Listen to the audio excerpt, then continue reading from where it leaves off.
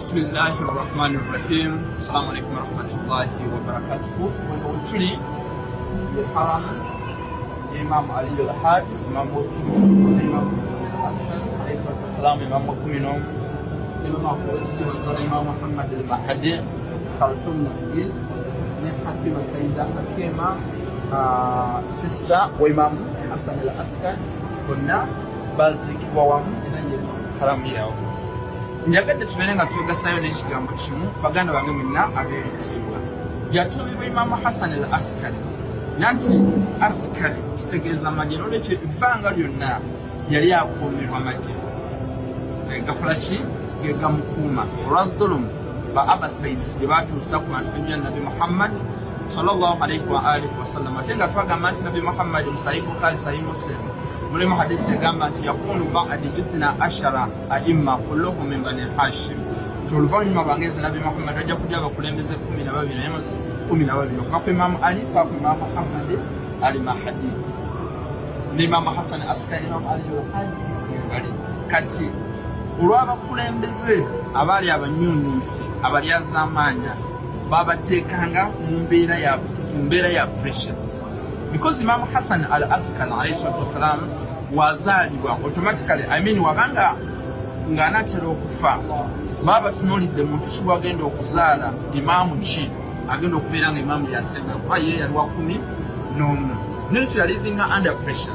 Katonda namugeesinga mama waffe Nargis nabeera nga akweka olubuto lwe, n'olwekyo wazaalibwa Imaamu Muhammad Mahdi ajalallahu taala farajahu sharif nazaalibwa Katonda namuprotectinga. Wamala omuprotectinga Imaamu Hassan al-Askari amaze okufa ali wabweru, tulabye nti bamala okumusaalira salatul janaza Imaamu Muhammad Mahdi ali ono ayitibwa Abasaid King Ali Mutamad, nayagala okubeera nga amugjawo nagenda mu kifo kya Gaiba Abutnawo.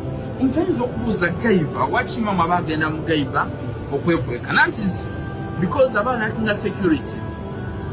Kankuwe example, Nabi Yusuf alayhi salatu wassalam baganda bye bayagala okumutta, Maliki namupikinga nga namutwala mu Misiri ne bamuwa security.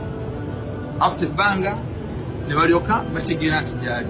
N'ekibuuzo kiri nti automatically abaali babenefitinga mu ono Imam abaali babenefitinga mu Nabi Yusuf.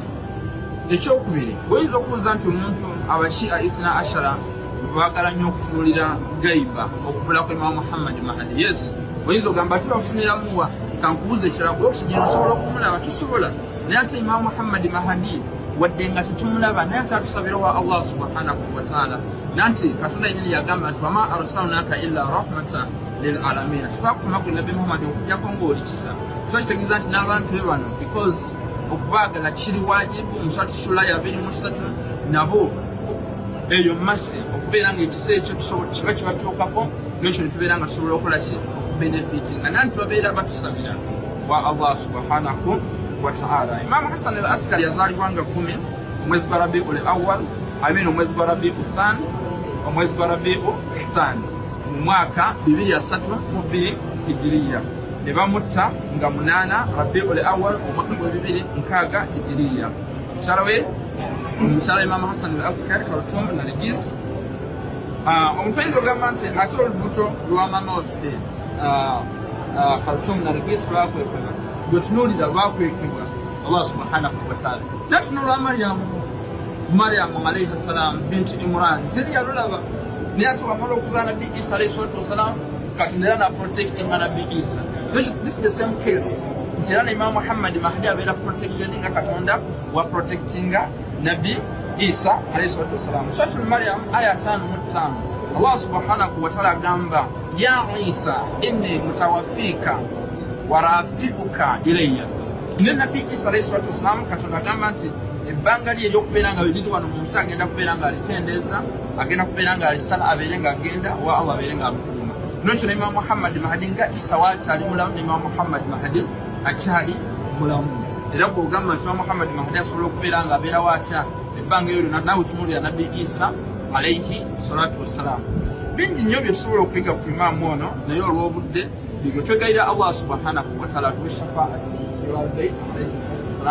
okuwolerezebwa kwabwe, abeere nga atuze okusana ku lunaku lw'enkomerero, era abeere nga atuteeka mu magye agenda okubeera nga tulwanira Imam Muhammad Mahdi. Assalamu alaikum warahmatullahi wabarakatuh.